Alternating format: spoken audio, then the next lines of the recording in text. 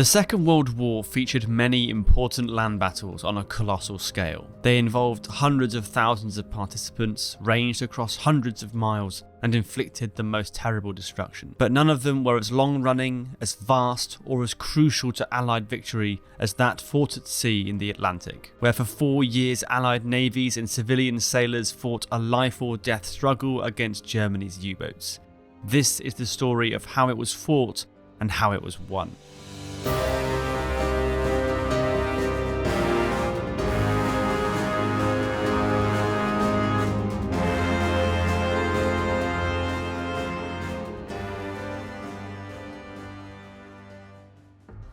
The Second World War was only hours old when the U-boat Menace began to show itself. On the evening of September 3rd, 1939, the passenger liner SS Athenia was mistaken for a warship, torpedoed and sunk by U-30 with the loss of 118 passengers and crew. This was followed swiftly by the losses of the aircraft carrier HMS Courageous on September 17th and battleship Royal Oak in an audacious raid on Scapa Flow a few weeks later. But the real danger to Britain was not the losses of these enormous capital ships, but the sinkings of increasing amounts of civilian merchant ships, more than 200 of them by the end of 1939. For Germany, the logic behind these attacks was brutally simple. Sink the merchant ships and you deprive Britain of the essential food and war material they carried. And if you sink the merchant ships faster than the Allies can replace them, eventually Britain would run out of ships entirely, severing the link to the US and its colonies and crippling its war effort. Keen to bring this about, Germany attacked merchant shipping with a variety of different weapons throughout the war, including aircraft, mines, disguised merchant raiders, and at various times the major surface ships of the Kriegsmarine itself, with mixed results. But overwhelmingly, the principal weapon in the war against Allied shipping was the submarine, which ultimately accounted for 68% of Allied shipping sunk during the war.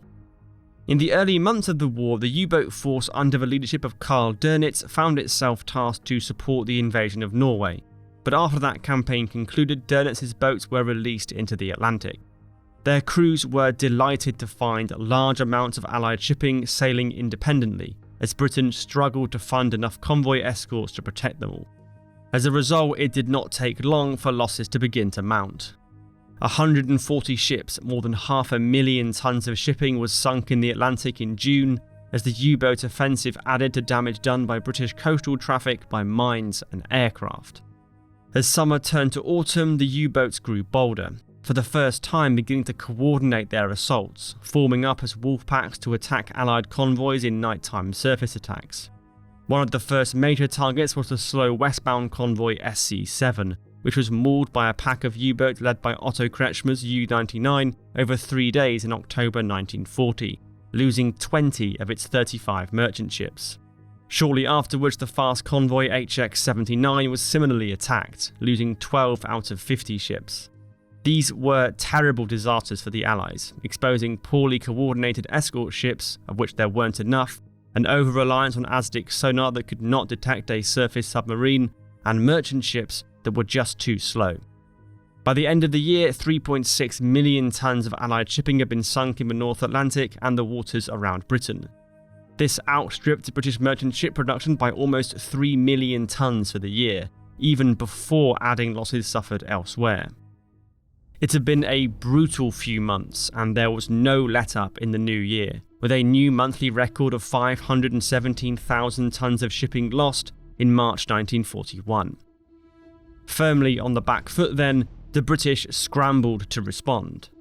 New merchant shipping was ordered from the US, and as an escort stopgap, 50 old American vessels were procured in the Destroyers for Bases Agreement in September 1940.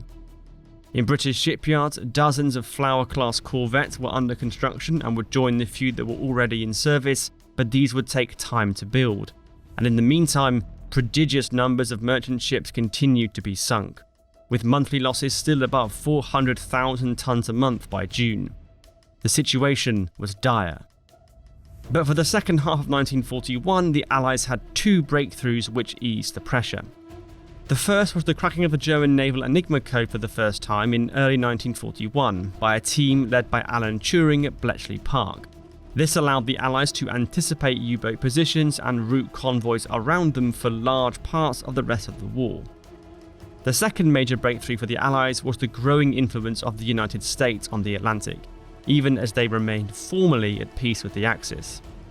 After winning re-election in November 1940, President Roosevelt implemented the Lend-Lease Act to make it easier for the British to obtain US supplies and approved the construction of a vast new class of merchantmen that would come to be known as the Liberty ship. In April, the President went a step further and authorized the US Navy to play a more active role in protecting American trade to Britain, extending a security zone to 26 degrees west and occupying Iceland. As German U-boats were then operating as far west as 38 degrees, this brought American ships into potential conflict with the German U-boats. After the sinking of a US merchant vessel by a U-boat in May and an attack on the destroyer Greer in September, President Roosevelt issued a shoot-on-sight order, and the US Navy then began to directly escort Allied convoys through the western half of the Atlantic. This stretched the notion of neutrality to breaking point, and it did not take long for American ships to get caught up in the fighting. On October 17th, the destroyer Kearney was damaged during a battle with a U-boat, before 2 weeks later, while escorting convoy HX-156 near Iceland, the USS Reuben James was torpedoed and sunk, with the loss of 100 sailors. Despite this loss, the effect of the US's assertive protection of its trade, combined with gradually stronger British resources, was to make life much tougher for the U-boats, who found fewer lone merchant ships and struggled to continue their success in early 1941 for the rest of the year. Shipping losses in the Atlantic dropped dramatically, down to just 85,000 tons in November, at a time when the number of operational U-boats had almost quadrupled, from 22 in January to 80 by December. This was an important Allied success, preventing a costly 6 months from becoming a devastating year, but it still left Britain with a lot less shipping than before. Total tonnage lost during 1941 in the Atlantic was almost 3.3 million tons, again comfortably outstripping British production even before factoring in losses in other theatres. And it was about to get much worse.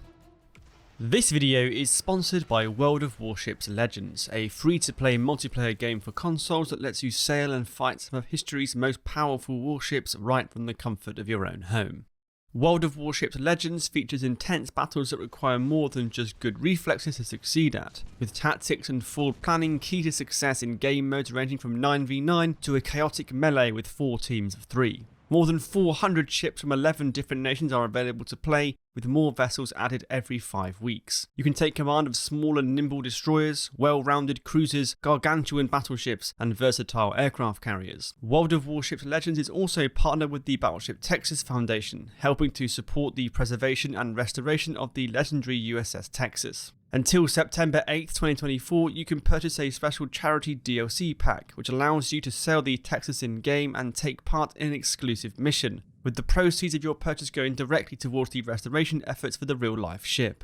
If you live in the US, there's also a chance to win a one-of-a-kind Xbox console shaped like the USS Texas, which includes a real piece of metal from the ship. Before September 8th, register your Xbox account on ScreenRant and play 5 battles in World of Warships Legends as a new or experienced player to enter the raffle. Use the link in the description to join 8 million players in signing up to play World of Warships Legends today. On December 10th, 1941, Germany declared war on the United States in the aftermath of the Pearl Harbor attack. For Admiral Donitz's U-boat campaign, this was fantastic news. Now his boats were free to range across the Atlantic, supported by new Type 14 fuel tanker submarines, to attack the vast amounts of American shipping sailing up and down its eastern seaboard and in the Caribbean. And unlike the increasingly difficult to attack Allied convoys in the mid-Atlantic, almost all of it was unescorted. Within weeks of war being declared, Donitz's boats unleashed a devastating wave of sinkings in the western Atlantic. Tonnage lost in January more than trebled from November, and by the spring more than 500,000 tons of merchant shipping was being lost in the Atlantic every month.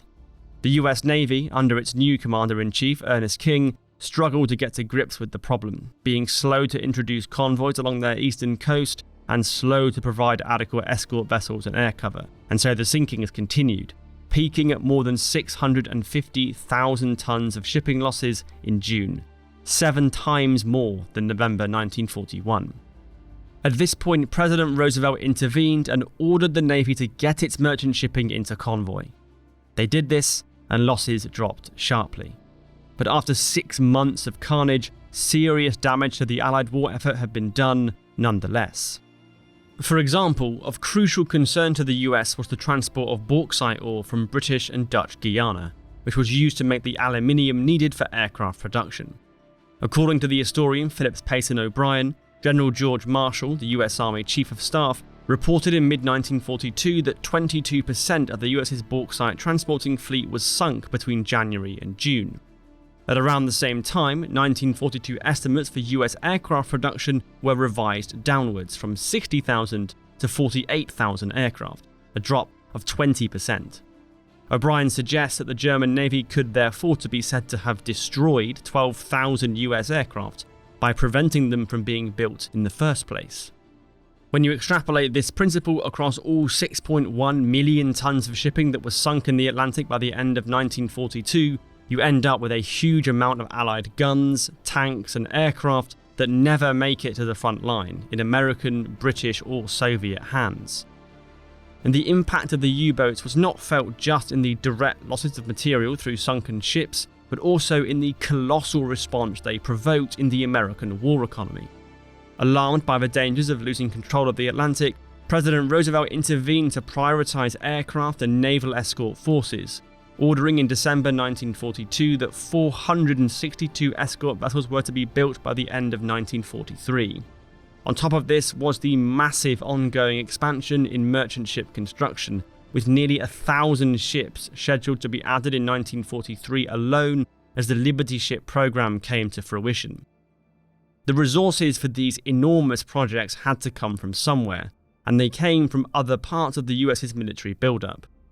According to O'Brien, the proportion of war production allocated for the Army dropped from 35% in January 1942 to 20% by December, with the planned size of the US Army's infantry force in 1943 cut by 40%.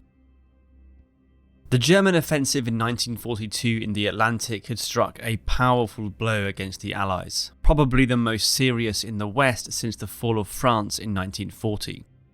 They had sunk huge amounts of war material and put control of the Atlantic in question. With the ability of the US to build up strength in Europe and supply Britain and the Soviet Union with crucial war material at stake, it was a battle the Allies could not afford to lose. During this time, the bulk of the US Navy's resources in both aviation and escort vessels remained in the Pacific, and it took until July, after a 6-month massacre on the East Coast, for the intervention of President Roosevelt to force Admiral King to divert resources to put Atlantic traffic in Convoy. After this, losses plummeted. 3 ships were sunk in this region in July and none thereafter for the rest of 1942. Instead, the U-boats shifted their focus back to the mid-Atlantic, plying their deadly trade again in the gap between air cover from east and west.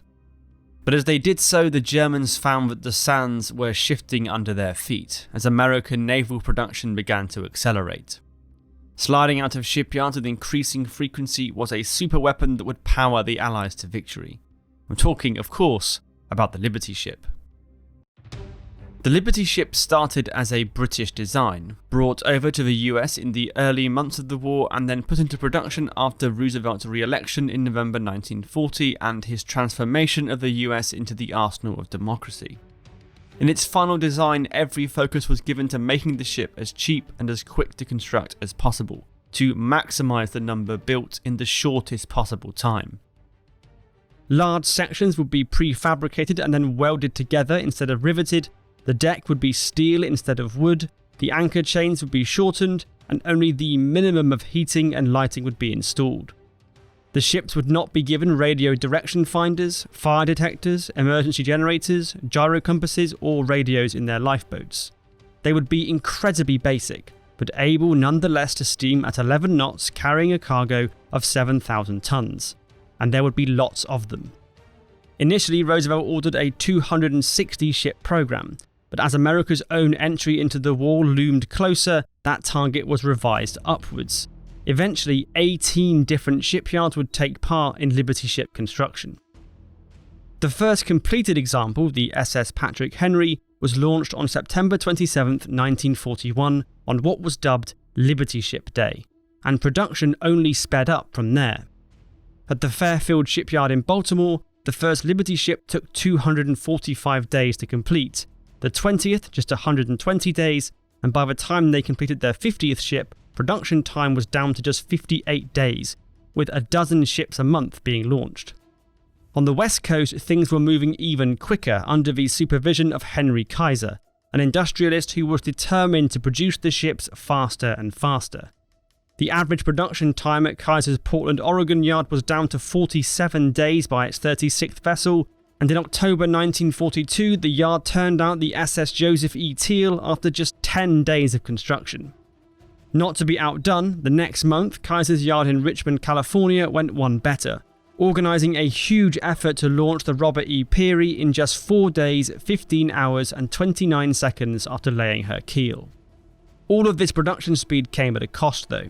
The hasty production process combined with low temperatures and rough seas on typical convoy routes led to an alarming number of incidents involving the spontaneous cracking of Liberty ship hulls, beginning in 1942 and extending all the way to the end of the war.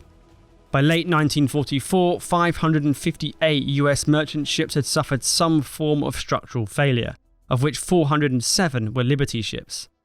Some of these incidents took place in the relative safety of coastal waters, but others happened at sea with disastrous consequences.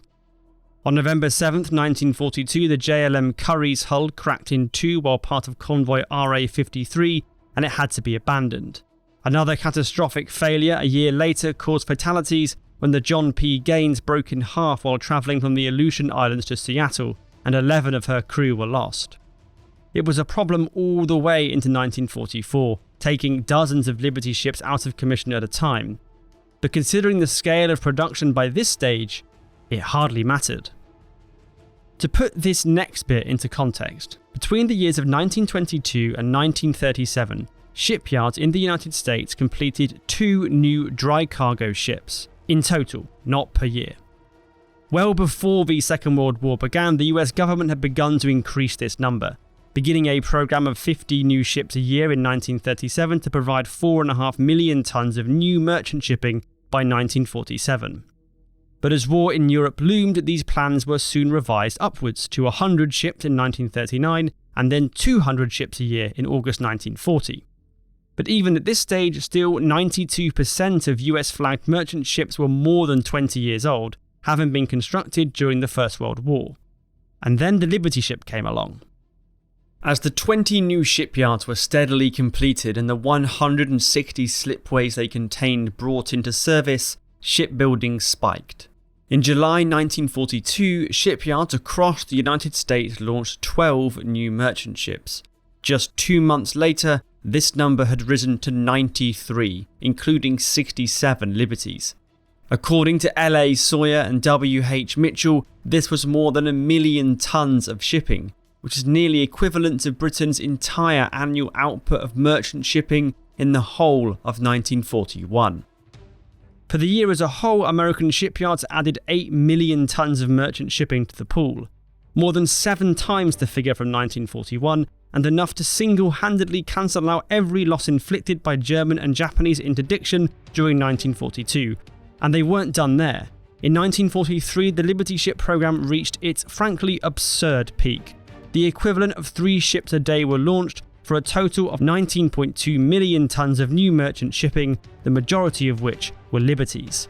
This was, and I can't stress this enough, 41% of the total merchant ships built by the US between 1915 and 1945 in a single year. By the end of the war, the US had constructed 5,000 merchant ships, of which 2,710 were Liberty ships, making it easily the most ships ever built to a single design. And it wasn't just in the construction of civilian merchant shipping where the Allies were making huge strides. During the 6 months when German focus was on the American coast, the Royal Navy had quietly built up its strength.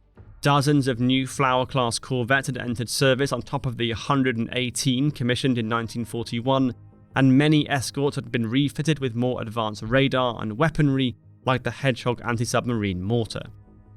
In the air, it was a similar story. RAF Coastal Command strength rose from 28 aircraft in July 1942 to 118 by the start of 1943, with new very long-range B-24s being delivered, possessing advanced radar and weaponry to find and sink U-boats.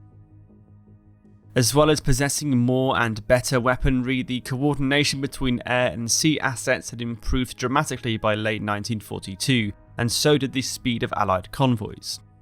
Allied convoys by this stage were generally colossal flotillas of more than 60 vessels, as it was recognised that fewer, larger convoys were easier to escort effectively. Equally, if not more important, was convoy speed. As German U-boats could only travel about 8 knots submerged, the faster a convoy could travel, the less chance that an enemy submarine would be able to intercept it. Between October 1942 and May 1943, faster convoys suffered 50% less casualties than their slower counterparts, and as more US-built Liberty ships came into service, the proportion of traffic that could move at a higher speed increased. The result of all of this was that convoyed ships became tougher to catch and tougher to attack, and the number of ships proceeding independently, which had been the U-boat's main targets thus far, fell off a cliff. In August 1942, the number of ships sunk in convoy exceeded that of those sunk unescorted for the first time, simply because there were almost none of the latter left in the key battleground of the North Atlantic. The efforts of 3 Allied navies had squeezed the space for the U-boats to operate in and removed the supply of easy prey.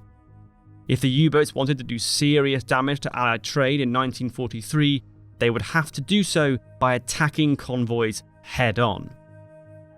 It was a challenge the Kriegsmarine was prepared to meet, with the largest fleet of U-boats yet. By the start of 1943, they had 212 submarines operational, and in March 1943 made their first large-scale convoy attack of the year. 41 U-boats were deployed in 3 wolf packs to intercept the convoys HX-229 and SC-122 as they crossed the Mid-Atlantic Gap, totaling 110 merchant ships between them. Over 3 days and nights, a titanic battle took place in which 22 Allied merchant ships were sunk for the loss of just 1 U-boat. It was a striking German success and raised the terrifying prospect in London that perhaps the German Navy was now strong enough to make convoy ineffective, which if true could destabilise the entire war effort. But in truth, the fears were a little overblown. Even after the highest monthly losses of the entire war, 96% of those that travelled in convoy in the first 3 months of 1943 arrived safely at their destination. And the size of the U-boat force that had been committed to this battle was not something the Kriegsmarine could keep up constantly. Large numbers of boats now had to return to port to rest and rearm, and it took until the end of April for Admiral Dönitz to deploy a large force for a second attempt at severing the Atlantic link, with 50 boats launched against convoy ONS-5. This time, though, the U-boats would not get off so lightly. ONS-5 was repeatedly attacked from April 29th to the 6th of May, losing 12 of its 43 merchant ships in the process. But its escort, under the leadership of 30-year-old Commander Peter Gretton, struck back hard, sinking 7 U-boats and seriously damaging 7 others. It was a masterclass in convoy defence, utilising all of the Allied technological advances in the shape of direction finding and radar, as well as hundreds of hours spent relentlessly practicing tactics and coordination between escorting ships. The reality was, for all the apparent success of March 1943, by that year the Atlantic had become a lethal environment for U-boats, who were caught between powerful convoy escorts and virtually omnipresent Allied air power across almost the entire ocean. By the end of what became known as Black May, 43 U-boats had been sunk and 73 more damaged. Though they had inflicted casualties on the Allies, the losses were totally disproportionate. More U-boats had been sunk in 1 month than in the entirety of 1941, at a rate 3 times higher than any other month on record. It was a disaster for Dönitz's fleet. Black May is often presented as the turning point in the Battle of the Atlantic, but really it was the end of it. Faced with such colossal losses, Dönitz had no choice but to pull his boats back from further direct attacks on Allied convoys after May 1943. But the brutal reality was that if they couldn't attack convoys, then the U-boat arm no longer had any way of impacting Allied merchant shipping. This was immediately borne out in the statistics. Shipping losses plummeted to just 30,000 tons in June 1943, and after a brief increase the following month, never again rose to even early war levels. Indeed, the tables were soon turned completely, with U-boats becoming the prey of new Allied hunter-killer groups of escort carriers and destroyers. Harried and hunted by Allied air and sea assets almost from the moment they left port, Dönitz's boats were unable to meaningfully affect Allied shipping and began to suffer devastating losses even without large-scale battles. In the last 2 years of fighting from the start of May 1943, 562 U-boats were sunk. It was a crushing and total Allied victory. It was a victory not won in May 1943, but over the course of 4 years preceding it, by shipyard workers, code breakers, naval planners, scientists and engineers, and the merchant and military sailors of dozens of nations, including all the major powers. The dramatic events of Black May did not decide the Battle of the Atlantic, but they revealed who had already won it, through industrial and technological might. But it was a victory won at a huge material and human cost. By the middle of 1944, 20 million tons of Allied shipping had been sunk, 16 million of it in the waters of the Atlantic. More than 46,000 civilian merchant sailors had died on the Allied side, at a casualty rate that was much higher than those in the armed navies. It was even worse on the Axis side. The 762 total U-boats lost during the war had taken with them 28,000 men, a casualty rate of 75%, which was the highest of any branch of any armed service anywhere in the world during World War II.